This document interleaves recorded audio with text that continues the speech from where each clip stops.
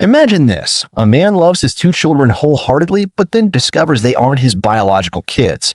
How tragic is that? During this agonizing paternity court hearing, the man's hands trembled and his voice was slightly choked as he slowly voiced his doubts. It turned out that when the children were born, he was eagerly waiting at the hospital for the new lives to arrive. However, a text message completely shattered his joy.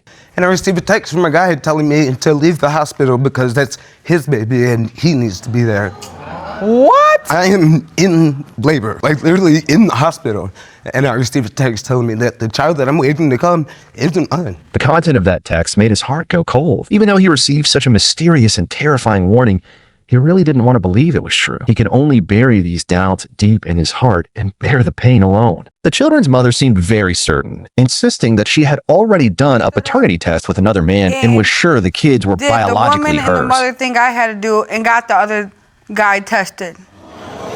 Oh, so you had a DNA test on the other guy already? Yes, and he wasn't the father. And you submitted those results to the court? Yes, I did. All right. When the judge announced the paternity test result for the first child, the man felt like he had fallen into an ice cellar.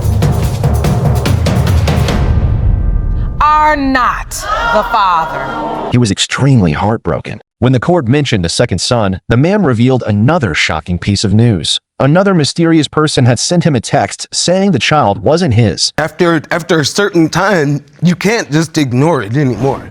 It just keeps happening. It's hard to ignore. Very hard. The man's tone was firm and painful as he said he couldn't stand this kind of torture anymore. Then, under the judge's questioning, the mother finally admitted that she sent those texts just to make the man suffer. Being vindictive and mean.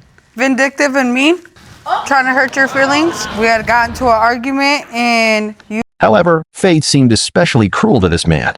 The paternity test result for the second child was the same as the first one. It'd be good to know at least one of my kids is mine. You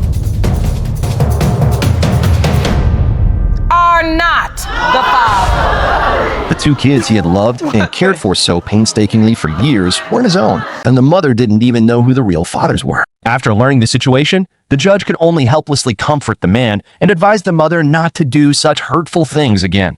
Subscribe to my channel for more interesting movie reviews.